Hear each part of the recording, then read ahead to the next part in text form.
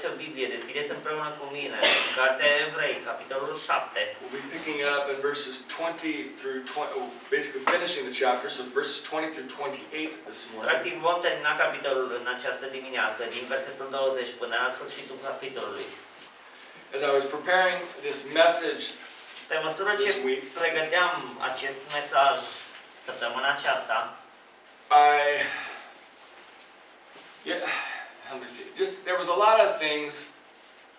There's just a lot of things that were going on, both locally in the church body, and then just stuff going on with family this week. That just a lot of things that need to be covered in prayer.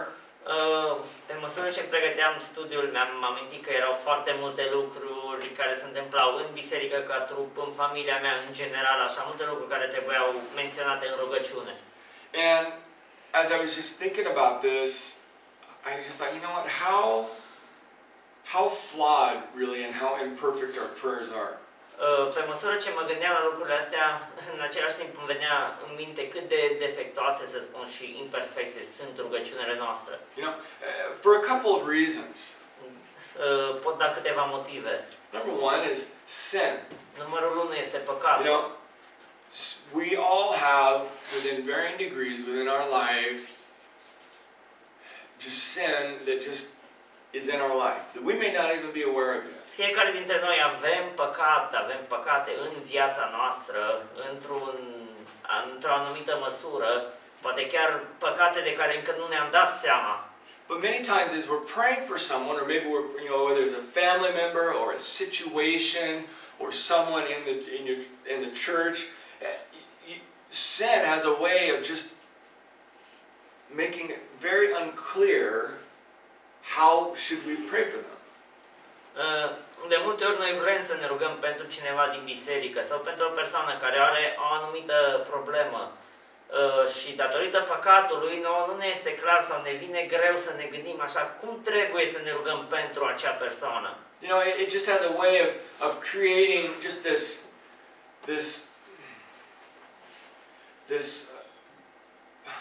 for lack of a better term, fog is. Yeah. It just creates this fog to where you're just trying to, it's like, I just want to understand how to pray for this person, and yet it's like, I really don't know how to. Practic, păcatul creează așa o ceață în mintea noastră care pur și simplu noi vrem să ne rugăm, dar nu știm cum să ne rugăm pentru acea persoană sau în general pentru un anumit lucru. And if you're honest, if we're brutally honest, our understanding about things is not really clear. Și dacă suntem sinceri, practic cunoașterea noastră, nivelul nostru de cunoaștere despre anumite lucruri nu este prea clar. If we're I'm just going to be brutally honest here. Many times our prayer, it always has a self-centeredness to it. We always pray things in a way sometimes that how it affects us. De multe ori, dacă ne gândim așa bine și suntem sinceri, rugăciunile noastre sunt într-o anumită măsură egoiste, centrate pe persoana noastră. Tot timpul când ne rugăm, ne gândim oare cum ne va afecta pe noi lucrul acesta. It always taints how we pray. Tot timpul pătează asta, felul în care noi ne rugăm. And it can affect our relationships, how we pray for them, our family, how we pray for them, and many times we don't even know that that's what we're doing. Poate să afecteze relațiile noastre, poate să afecteze relații cu prietenii noștri, viața noastră, fără ca noi să ne dăm seama de lucrul acesta. Second thing is that we all of us have limited knowledge on really what's going on in any given situation. Și adevărul este că fiecare dintre noi avem o cunoștință sau o cunoaștere limitată despre orice situație oarecare din viața noastră. Again, I'll just be honest, it's like sometimes things that we do or sometimes things that we say, we often wonder, why did I say that? Why did I do that? De multe ori lucrurile care le facem și lucrurile care le spunem, stăm mai târziu și ne gândim, oare de ce am făcut asta, oare de ce am spus lucrul acesta? Let alone you're trying to figure out why someone else is doing something or why someone else would say something like that. Să nu mai spunem că încercăm să ne gândim de ce o altă persoană ar spune sau ar face un anumit lucru. And they're just limitations to what you know. Și pur și simplu există anumite limite la ceea ce noi cunoaștem. You know, I've been doing this for long enough that I know that, and I tell this to my kids all the time, is like there's always three sides to truth. Lucrul ăsta, să spun așa, îl fac de multă vreme și spun și copiilor mei. Tot timpul există trei părți al unui adevăr. You know, there's your perception, Îi percepția ta, my perception, a mea, and then actually what happened. și adevărul, ce s-a întâmplat de fapt. You know, but many times we don't know that. It's just like because you only know one side. Dar noi nu putem să știm toate cele trei părți ale adevărului, noi cunoaștem doar o parte din adevăr. You know, you combine that, you know, not knowing much, and then you deal with the limitations of, well, I'm human, and so I have physical limitations. Combinăm, să spunem așa, sau amestecăm asta cu partea că noi suntem oameni și suntem limitați și fizic. Mental limitations. Suntem limitați și mental. You know, emotional limitations. Suntem limitați și emoțional. You know, and these things, they steal your time and your attention. Lucrurile acestea îți fură timpul și concentrarea. How many of you, especially you young people, but how many of you guys find yourself on Facebook, you look at the time and you go, wow, I just literally spent 4 hours of my day doing nothing. Câți dintre voi, adică câți dintre noi, tinerii, ne dăm seama așa câteodată că, wow, au trecut 4 ore și am stat pe Facebook făcând nimica. You know, or whatever it may be. Maybe for some of you guys it's like video games or... Sau pentru alții poate nu-i Facebook, sunt jocuri pe calculator sau pe telefon. And it's just like, where did the time go? Și stai și te gândești așa, te uiți la ceas, unde a trecut, cum a trecut așa de repede timpul? And then you think, okay, well, you know, and then another moment you're like, well, you know, I'm going to start praying. And so you start praying, and literally, as soon as you start praying, your mind comes up and says, oh, you got to do this, you got to do this, you got to do this, you got to do this, Și you pe got urmă to do this. zici, ok, am stat prea mult pe Facebook sau m-am jucat prea mult, am pierdut prea mult timpul degeaba, haide totuși să fac ceva util, haide să mă rog. Și în clipa în care ai început să te rogi, prin minte îți vin toate gândurile, ok, am de făcut asta, mâine am de mers acolo, am uitat să fac lucrul respectiv, trebuie să mă întâlnesc cu persoana cu tare. You know, it's all of a sudden, it's like when you decide you want to do something, then all of a sudden there's all these other things that they're important. Dintr-o dată când vrei să faci un lucru cu adevărat important, dintr-o dată îți vin în minte alte lucruri care par a fi importante. I bring all this up just to say this, is that it just proves one thing, that we are broken. Aduc aminte lucrurile acestea sau le pomenesc ca să ne dăm seama că noi suntem imperfecți, suntem, pot să zic chiar așa, stricați. You and I can have the best intentions. Chiar dacă noi am avea cele mai bune intenții. But the problem is that when we try to apply those best intentions, sometimes it doesn't work out like we hoped. Problema nu este că noi nu am avea bune intenții, problema este atunci când încercăm să aplicăm aceste intenții ale noastre, nu prea funcționează tot timpul sau nu funcționează cum ar trebui. Which is why this next section is so important to understand. De aceea următoarea secțiune este foarte important să o înțelegem. Because while we have limitations, whether they are physical limitations, emotional limitations, spiritual limitations, Fiindcă în timp ce noi avem aceste limitări, fie că sunt emoționale, mentale, spirituale, fizice, while we may have limitations in how we understand things, fie că avem limitări în felul în care înțelegem anumite lucruri, while our prayers can be clouded by our own chiar self-centeredness, dacă rugăciunile noastre câteodată sunt încetoșate și întunecate de egoismul nostru, Jesus does not have Iisus nu are aceste probleme. You see, if you remember in this entire section, the author's been comparing the priesthood of Melchizedek. Dacă țineți minte de când am început această secțiune, autorul cărții Evrei a început o comparație între preoția levitică și preoția din ordinul lui Melchisedec. Okay? And so what he's going to do now is he's going to begin this number one, and we're going to begin in verse 20. It says, "And it was not without an oath, for those who formerly became priests were made much made such without an oath. But this one was made a priest with an oath, the one who said to him, "The Lord has sworn and will not change his mind. You are a priest forever." This makes Jesus the guarantor of a better covenant. Și începem așa din versetul 20. Și fiindcă lucrul acesta nu s-a făcut fără jurământ, căci pe când leviții se făceau preoți fără jurământ, Iisus a făcut preot prin jurământul celui ce a zis: Domnul a jurat și nu se va căi. Tu ești preot în veac după rânduiala lui Melchisedec. Prin chiar faptul acesta el s-a făcut chezășul unui legământ mai bun. And so the first thing that we're going to notice is this, is that again, it's comparing the old system, the old covenant with the new system and the new covenant, priesthood to priesthood. And he says this, he says, look, Jesus became a priest because God made an oath. Primul lucru care îl vom observa aici este că Isus a devenit preot datorită faptului că Dumnezeu a făcut un jurământ. Now, if you research how Levitical priests became a priest, like a person in a Levitical tribe of man would become a priest, there was no oath ever involved. Dacă studiem în Vechiul Testament să vedem cum deveneau leviții preoți, observăm că nu era absolut niciun jurământ depus.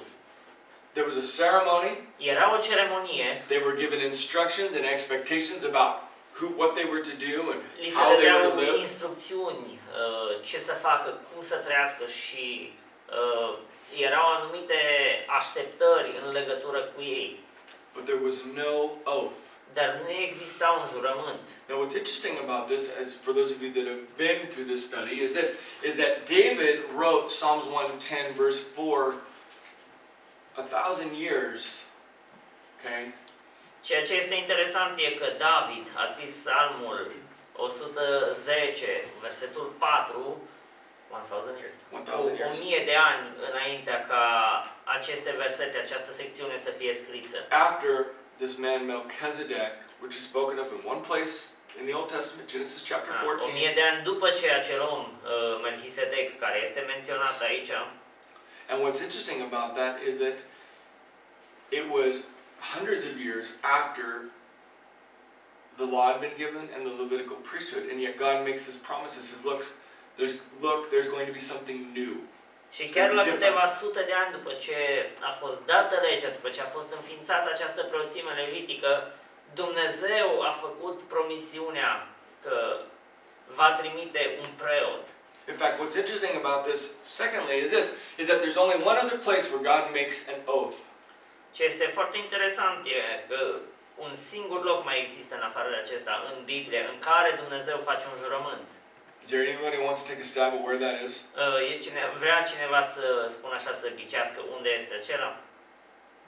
I'll give you hints in the Old Testament. Evrei. You cheater. You looked at my notes. It's true, it's Abraham. E Avram. Singurul loc în care a mai făcut Dumnezeu un jurământ a fost cu Avram. You're not going to get a 10 for that. I didn't see your notes. Yeah. But it's true. Abraham is the only other place where God makes an oath. Este adevărat, cu Avram este singurul, adică celălalt moment în istoria biblică în care Dumnezeu a mai făcut un jurământ. Now, for those of us, it's like, well, why would God make an oath? I mean, isn't God's word good enough? I mean, if God says something, it happens. Dacă ne gândim așa, oare de ce Dumnezeu ar trebui să facă un jurământ? Nu este destul de bun cuvântul lui Dumnezeu, fiindcă dacă Dumnezeu spune ceva, acel ceva se întâmplă. Because God doesn't lie. Fiindcă Dumnezeu nu minte. And yet, God makes this oath. Și totuși Dumnezeu face un jurământ. Well, the reason why He does this, it tells us, is because of the heirs, is because He wants double assurance. He wants to reassure people. He says, look, I give you an oath that Jesus is going to be a priest forever. Dumnezeu vrea nu doar să asigure, ci să reasigure oamenii că Isus va fi preotul nostru în veac, în veșnicie. And then he goes on in verse 22 and he says, and Jesus is the guarantor of a better covenant. Și în versetul 22 ne spune că Isus este acela care ne garantează un legământ mai bun. You see, and this is where it goes. This is where he focuses it down. He says, look, Jesus is the center, the most important thing that you're going to understand here. Jesus is the guarantee of a better covenant. De aici începe practic să se concentreze totul asupra lui Isus și ne spune că Isus este garanția noastră. El este cel mai important în acest legământ. Meaning this is that Jesus is the reason why there is a better covenant. Mai bine spus, Isus este motivul pentru care există un legământ mai bun. You know, because under the old system there was a mediator. There was someone to go between the people and God. Moses. În vechiul legământ exista un mediator între Dumnezeu și oameni, acela era Moise. And then there was the priests. Mai departe, după ce a murit Moise, au fost preoții, leviții. But the problem with the old system was is that there was no one to guarantee the people's side of it. The people could say yes, and if you read the Old Testament, you see this all the time. We promise we will keep the law. And then what happens? Dar care este problema este că nimeni nu putea să garanteze că aceste promisiuni erau ținute, fiindcă vedem în Vechiul Testament, poporul Israel promitea, da, vom ține legea, da, vom asculta de Dumnezeu, îl vom urma pe Dumnezeu. Nu la multă vreme, la puțină vreme după ce, să spun așa, jurau și promiteau că vor ține legea, cădeau în păcat și se răzbăteau împotriva lui Dumnezeu. They don't. They fail. Tot timpul eșuau, nu reușeau să țină legea. You know, because they couldn't keep it. Ei nu puteau să țină legea. They didn't have the ability. Ei nu aveau abilitatea de a putea să asculte de lege. Because there was no one to guarantee it for them. Fiindcă nu era nimeni să le garanteze acest legământ. You see, the Old Testament covenant is this. God says, I'm going to do this. I will bless you if you do this. I will curse you if you don't do this. Practic, Vechiul Testament, legământul Vechiului Testament era în felul acesta. Te voi binecuvânta dacă vei face asta, dacă vei face asta. Dacă nu vei face asta, te voi blestema. And yet the people would say, yes, we're going to do it. Și totuși oamenii spuneau, da, vom face, vom asculta, vom face ce ai spus tu, Doamne. And everybody was very excited. Și toată lumea era foarte entuziasmată. And it wasn't 40 days later, not even that, Și where nici they măcar failed. la mai puțin de 40 de zile mai târziu, după ce ei au promis că vor asculta, au fost în neascultare față de Dumnezeu, au eșuat. See, and that is why the new covenant is better. De aceea, noul legământ este mai bun. Because Jesus is the guarantor of it. Fiindcă Isus este acela care garantează. Because the new covenant depends upon what He has already done rather than what we are doing. Fiindcă noul legământ nu mai are nicio treabă cu ceea ce facem noi, sau nu mai depinde de ceea ce facem noi, ci depinde de ceea ce Iisus Hristos deja a făcut. You see, and it's like, well, how did this happen? Și ne gândim puțin așa, cum s-au întâmplat toate astea? It's because Jesus added humanity to Himself. Datorită faptului că Iisus Hristos și-a adăugat umanitate ființei Lui. You see, Paul would put it this way, Jesus became a propitiation for us. Pavel ne spune în felul acesta, Iisus a devenit jertfa de ispășire pentru noi. Simply meaning this is that, it's a fancy word, but it means this is that Jesus satisfied, extinguished the wrath of God. Practic, acest cuvânt, acest termen explicat înseamnă că Iisus Hristos a satisfăcut și a stins mânia lui Dumnezeu. And then through His ascension, și prin înălțarea Lui, meaning He goes up to heaven and He sits down at the right hand of the însemnând El Father, s-a înălțat la cer și șade la dreapta Tatălui. He's constantly interceding for us. El în mod constant mijlocește pentru noi. And because He did that, Și pentru că a făcut lucrul acesta, He is now our guarantee that it works. El este garanția noastră că noul legământ este valabil și că funcționează. And so it's like, well, how do we know that it works? Well, we read on. In verses 23 to 25, He said this. He says the former priests were many in number because they were prevented by death from continuing in office, but he holds his priesthood permanently because he continues forever.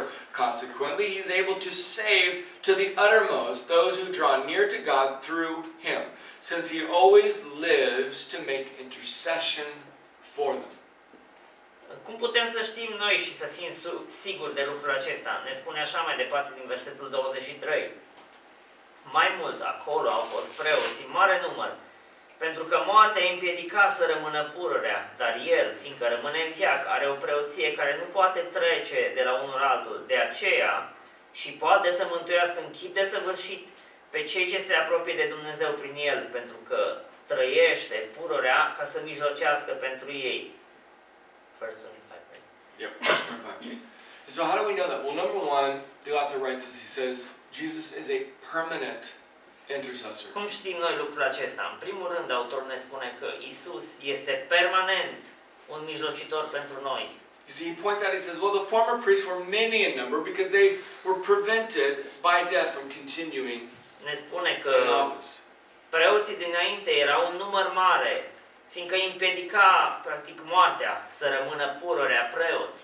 In fact, if you were to read through the Old Testament, it wouldn't take you very long to find that Aaron, when he's finished serving the people, takes off his robes, hands them to his son Eleazar, and then he dies. Eleazar becomes the high priest. Dacă citim în Vechiul Testament, vedem că Aron, când ajunge la o anumită vârstă înaintată, își dă jos roba de preot și o dă fiului său, Eleazar. Practic, Aron nu mai este preot și Eleazar devine marele preot. And then Eleazar, when he dies, he takes off of his robes, and he gives them to his son Phineas, who becomes the high priest. Eleazar, înainte să moară, își dă jos roba lui de mare preot și o dă fiului său Phineas și îl face pe el mare preot. In fact, in the Talmud, which is a collection of laws and doctrines for the Jewish nation, it says this, it says that 18 high priests between Aaron and the first temple, that's how many high priests were there. They had 18 different high priests. Cartea Talmud, care este practic o colecție de legi și scrieri ale evreilor, ne spune că între Aron și primul templu al lui Dumnezeu construit sunt 18 mari preoți. Okay? If you go from the first temple to the second temple, Dacă luăm distanța de timp de la primul templu până la al doilea templu, it records that there was over 300 high priests. ne este spus că au fost peste 300 de mari preoți.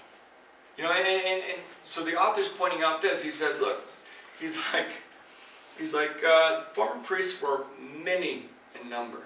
Ne spune autorul că preoții dinainte au fost într-un număr mare. Contrast that to the new covenant, Și punem asta în contrast cu noul legământ. the new priesthood, Noua preoție and there's only one. este una singură. And his priesthood is permanent. Și această preoție a lui Isus Hristos este permanentă, este veșnică. In the original language, it says this. It says it's non-transferable. There is no handing it off to somebody else. În limbajul, în traducerea originală zice că este o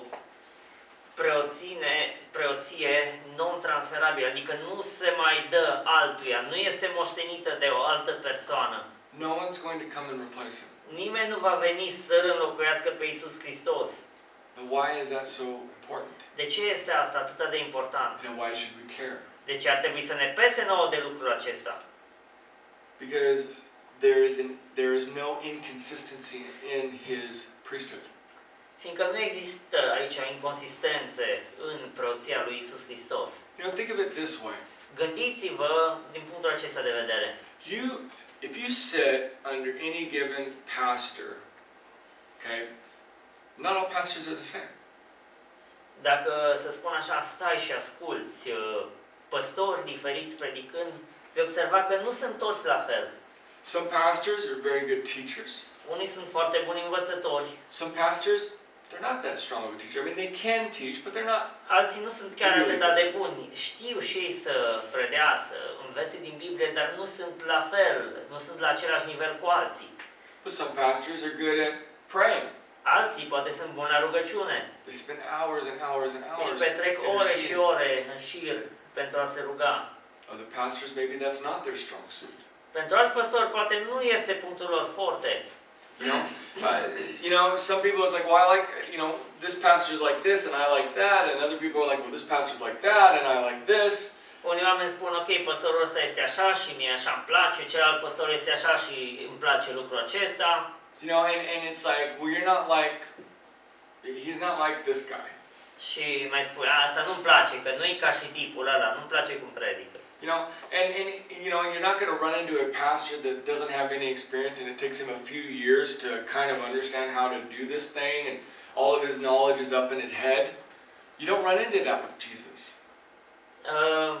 În cazul lui Isus, nu te vei întâlni, să zic așa, cu un păstor care a avut nevoie de ani de zile să se pregătească, să acumuleze toată această cunoștință în mintea sa.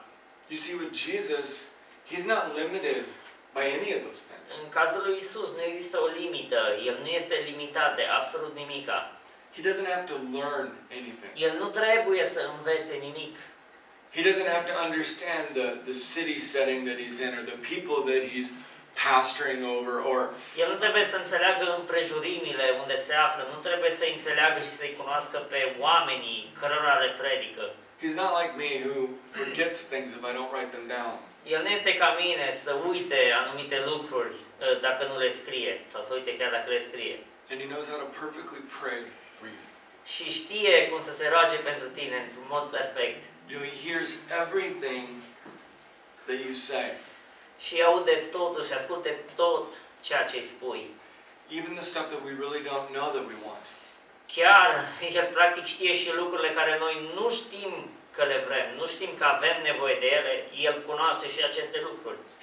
See, he understands everything that's going on in your life, and El înțelege tot ceea ce se întâmplă, tot ceea ce are loc în viața noastră. and more importantly, he has the power to answer all of your prayers. Și mai important, are puterea de a răspunde la toate rugăciunile noastre. Which brings us to this verse 25, and it says, Care ne duce la versetul 25. because he is permanent, that is non-transferable, he is able to save to the uttermost those who draw near to God through him. Deoarece preoția lui nu poate trece de la unul la altul, el poate să mântuiască în chip desăvârșit pe cei ce se apropie de Dumnezeu prin el, pentru că trăiește pururea ca să mijlocească pentru ei. He is able to totally save those who come to God through him. El poate să-i mântuiască pe toți aceia care se apropie de Dumnezeu prin el, Because he lives to intercede for them. fiindcă el trăiește pentru ca să mijlocească pentru ei. You see, when a person comes to Christ confessing their sin, Atunci când o persoană vine la Hristos și își mărturisește păcatul and trusting in God alone for their salvation, și se încrede în Dumnezeu, doar în Dumnezeu pentru mântuirea sa, the Bible says that they're regenerated. Biblia spune că această persoană este regenerată sau născută din nou. That they're literally made into an entirely new being. Ne spune că este transformată într-o ființă nouă, într-o ființă diferită. The Bible says that they're totally forgiven. Și Biblia ne spune că acea persoană este în totalitate iertată For every sin. pentru toate păcatele, Past, present, future. din trecut, din prezent și cele care încă nu le-a făcut și le va face în viitor. You see, literally the slate is wiped clean. Practic este, să spun așa, făcută albă acea listă cu datorii. And because of that is because Jesus took our sin upon himself at the cross. Și asta este datorat, acest lucru este datorat faptului că Isus a luat păcatele noastre asupra sa când a fost răstignit pe cruce. Paying the penalty for our sin. A plătit plata pentru păcatul nostru. Making a way to give God's righteousness to us. A făcut posibil ca neprihănirea lui Dumnezeu să ne fie transferată nouă. And that is why the gospel message can shine a light into the darkest part of mankind. De aceea, mesajul Evangheliei poate să fie o lumină strălucitoare chiar și în cel mai întunecat colț al pământului. That's why God can redeem murderers, De aceea Dumnezeu poate să îi răscumpere pe criminali, prostitutes. pe prostituate. He can. The worst thing that you or I could ever imagine that another human Cel mai being rău could do to păcat, cel another mai rău person. lucru, cel mai oribil lucru care noi ni l-am putea imagina că un om ar putea să-l facă, Dumnezeu poate să ierte. God looks at it and He can redeem it and He wants to. Dumnezeu se uită la acea persoană și poate să o răscumpere și își dorește ca să răscumpere acea persoană. You know, and what happens is this: is that we can read in the news or we'll read something on the internet and we'll see something and we'll be like, I cannot believe that someone would do that to another person. And we think in our minds, we would never say this, but we think, how could God ever forgive that person? Ne uităm poate la televizor, la știri sau poate citim într-un ziar și vedem o faptă oribilă comisă de cineva și poate nu spunem așa cu voce tare, dar oarecum în mintea noastră de gândim, oare cum poate Dumnezeu să ierte o asemenea persoană? And yet what that demonstrates is not that, well, how could God ever forgive that? What that demonstrates is our misunderstanding of the power of the cross. Dar ce demonstrează asta este lipsa noastră de cunoaștere și lipsa de înțelegere a ceea ce face crucea, la ceea ce a făcut crucea. Because Christ, it says here, is able to save to the uttermost. Fiindcă prin ceea ce Iisus Hristos a făcut la cruce, El poate să mântuiască pe oricine. It's interesting that word, at least in my translation, uttermost, it's only used in one other place in the Bible. Aici zice că pe oricine este folosit doar într-un alt loc în Biblie. It's very unusual. Este foarte, să spun așa, ieșit din comun. And it combines the idea of completeness with the idea of eternity. Practic aici este o idee de întregime combinată cu ideea eternității, veșniciei. And so what it means is this, that Christ can save completely for eternity. Asta înseamnă că Iisus poate să salveze până la capăt pentru veșnicie pe cei care vin la El. Because it doesn't matter who you are then. Fiindcă nu contează cine ești în momentul respectiv sau ce ai făcut. It doesn't matter what you've done. It doesn't matter if you have committed murder. It doesn't matter if you committed adultery. It doesn't matter Nu contează că ai ucis, nu contează că ai comis adulter, if you're a drug addict. nu contează că ești dependent de droguri, It doesn't matter if you betray people. nu contează că tu trădezi oamenii sau înșeli pe oameni. Whether it's a big sin or little Fie sin, este un păcat mic sau un păcat mare, Christ can completely and totally save you. Hristos poate să te mântuiască până la capăt. You know, and this is not just speaking about our initial salvation. Aici nu este vorba doar de mântuirea noastră inițială, When we ask Him into our heart. atunci când îl chemăm pe Iisus în inima noastră. Because the tense of this word is presently speaking. The idea is that it's a continuous process. Fiindcă, practic, timpul acestui verb este un prezent continuu. Este o acțiune care se continuă. Meaning it's moment by moment, day by day. Este moment după moment, zi de zi. He works sanctification into your life. Iisus lucrează la sfințire în viața noastră. You know, and well, how does it work? Și cum funcționează asta? Well, the author tells us He lives to intercede for us. Autorul ne spune că El trăiește pentru ca să mijlocească pentru noi. You know, His intercession for you is never ending. Această intermediere, această mijlocire pentru noi nu are sfârșit. You see, our intercession for people, when we pray for people, we are limited. Atunci când noi încercăm să intermediem pentru anumiți oameni, să mijlocim, să ne rugăm pentru anumiți oameni, noi suntem limitați. We're limited by our inherent weaknesses. Suntem limitați de aceste slăbiciuni care le-am moștenit. You know, we get tired.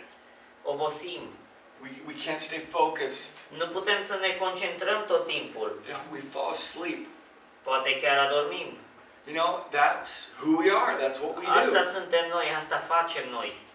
It's not the same with Christ. Nu este la fel în cazul lui Isus Hristos.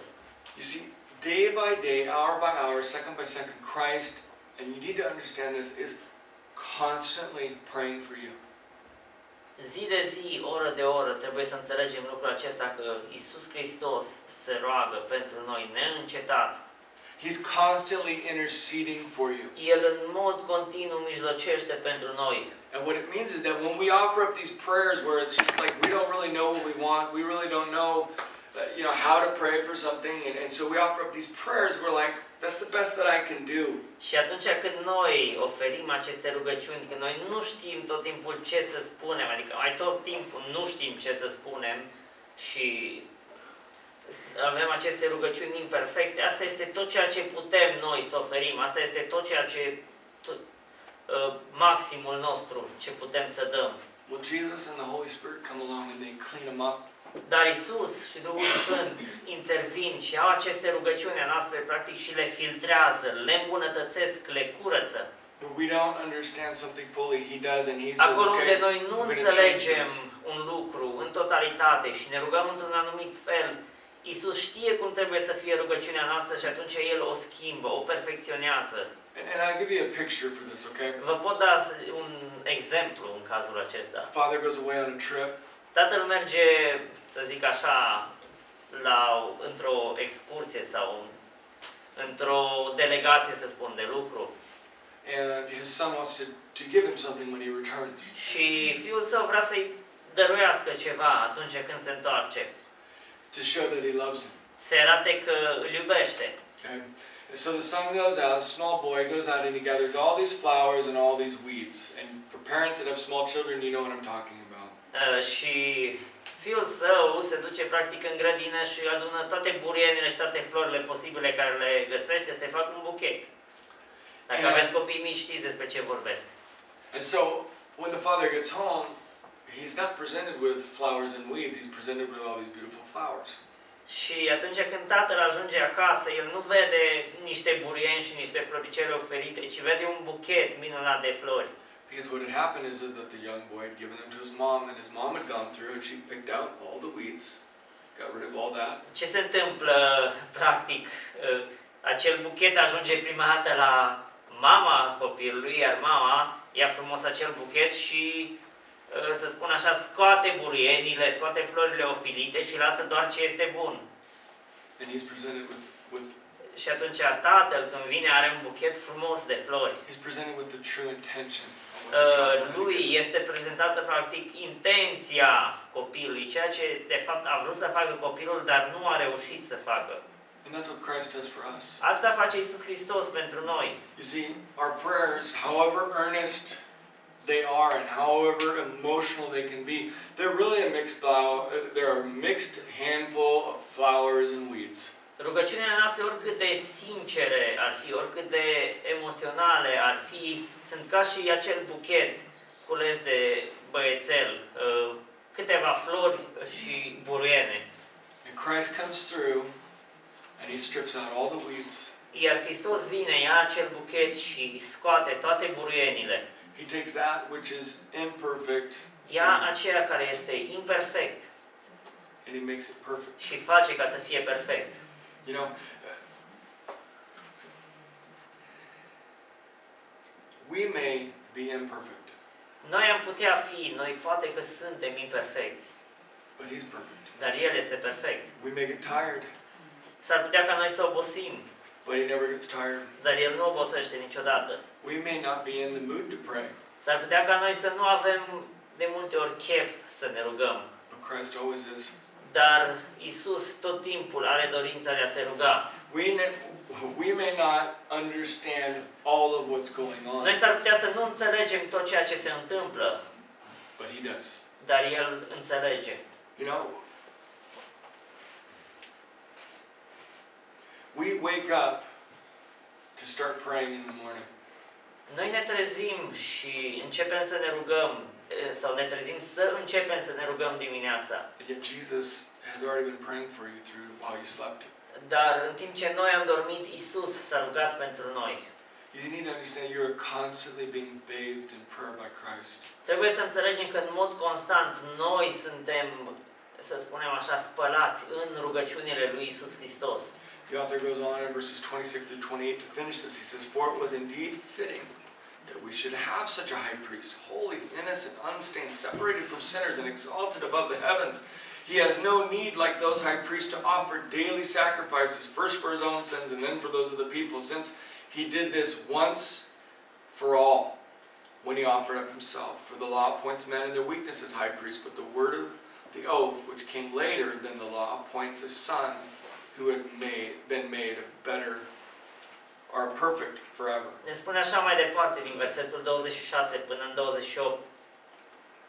Și tocmai un astfel de mare preot ne trebuia, sfânt, nevinovat, fără pată, despărțit de păcătoși și înălțat mai pe sus de ceruri, care nu are nevoie ca ceilalți mari preoți să aducă jertfe în fiecare zi, întâi pentru păcatele sale și apoi pentru păcatele norodului, căci lucrul acesta l-a făcut odată pentru totdeauna când s-a adus jertfă pe sine însuși.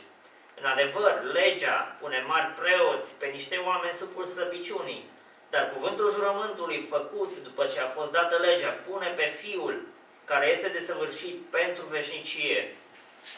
You see, not only is he a priest by oath, Nu numai că este un preot după jurământ, is he a permanent priesthood. He's nu numai unchangeable. că are o preoție permanentă de neschimbat, But the final reason why he's a perfect intercessor for us is because he is a perfect person. dar motivul final pentru care este preotul perfect pentru noi este că El însuși este o ființă perfectă. You know, he has no character flaws like we do. El nu are defecte de caracter cum avem noi. You know, the Bible says that he is holy. Biblia spune că El este sfânt. You know, he's uniquely set apart unto God. El este în mod unic pus deoparte pentru Dumnezeu, Meaning he stands already accepted by God. însemnând că El este deja acceptat de Dumnezeu. You know, the second thing is that, at least in my translation, it says that he is innocent or blameless. Ne spune aici că El este fără vină. You know, and it says, or literally without evil. Și nu are, în sinea Lui nu există rău. You see, and what that means is this, is that because of our very nature, our motives and our actions are always tainted. Datorită naturii noastre păcătoase, toate emoțiile noastre și tot ceea ce facem noi sunt pătate. Always tainted. Tot timpul tot ce facem noi este pătat. Not so with Christ. Dar nu este așa în cazul lui Hristos, Because there's nothing but good in him. fiindcă în El nu există nimic altceva decât bine. He is pure, El este pur. meaning he's perfect within. Asta înseamnă că El este perfect în interiorul său. See, the Old Testament priests, they had to be externally without perfection. Or externally without imperfection. Preoții, practic, trebuiau să fie în exterior fără defect. But Jesus is perfect from within. Dar Isus Hristos este și în interior perfect. You see, Jesus walked through this world, his creation. He walked through all the hatred. He walked through all the violence. He walked through all of the filth that this world has become for 33 years, and he was never stained by sin. Isus timp de 33 de ani cât a trăit, a umblat pe acest pământ, a umblat prin creația sa, care este plină de ură, plină de păcat și nu a fost pătat de ceea ce era în jurul său. You know, and it goes on, he says, and he's set apart from sinners. Și zice că El este despărțit de păcătoși, este pus deoparte, este despărțit. Now, when we look at that, it can sound bad. It's like, he's separated from sinners. Când ne uităm la asta, poate să sune, să spun așa, rău, să spune, cum adică e despărțit de păcătoși? Because Jesus is holy and he's innocent and he's pure and his very character separates him from us. Dar datorită faptului că Isus este sfânt, nevinovat, fără pată, însuși caracterul său îl desparte pe El de noi. You see, Jesus was born without a sin nature. Isus s-a născut fără această natură păcătoasă. Something that you and I inherited from Adam. Dar noi, fiecare dintre noi, am moștenit această natură păcătoasă de la Adam. And yet he was fully man and he was fully God. Și totuși el era 100% om, 100% Dumnezeu. In this world, În această lume. and yet he was separate from a system that was in Dar rebellion. el totuși a fost separat de acel sistem care este în rebeliune față de Dumnezeu. And then lastly, he points out this. He says, and he was exalted above all others. Ne spune mai departe că el a fost înălțat mai pe sus de ceruri. Which points to the victory of his resurrection. Asta ne arată victoria învierii lui. You know, meaning this is that he is an ever-present help in our time of need. Asta înseamnă că el este întotdeauna un ajutor prezent pentru noi în timp de nevoie. And his intercession for you today is just as powerful as it was when the author wrote this back then. Și mijlocirea lui pentru noi este la fel de puternică astăzi ca și în ziua în care autorul a scris această secțiune din Biblie. He goes on and he says, he's like the priests, they had to offer sacrifices daily, not only for themselves, but for themselves and then for the people. Spune mai departe că el nu are nevoie ca ceilalți mari preoți să aducă jertfe în fiecare zi, întâi pentru păcatele sale și apoi pentru păcatele norodului. You see, pointing that their sacrifices that they offered were never sufficient enough because Asta ne arată că jertfele acelor preoți niciodată nu erau îndeajuns, niciodată nu puteau să acopere tot păcatul omenirii. Acele jertfe trebuiau date în mod constant, niciodată nu erau de ajuns. You see, but Christ only had to do it once. Dar Iisus Hristos o singură dată a trebuit să fie jertfă. Because his sacrifice is more than sufficient. Jertfa lui este mai mult decât suficientă. Which also points to the fact that his intercession is more than sufficient for Și us. atunci asta ne duce mai departe și ne indică către faptul că mijlocirea lui este mai mult decât suficientă pentru noi. Because he is all powerful, Fiindcă el este atotputernic, all knowing, atotștiutor, always present, atotprezent full of understanding. Și este plin de înțelepciune.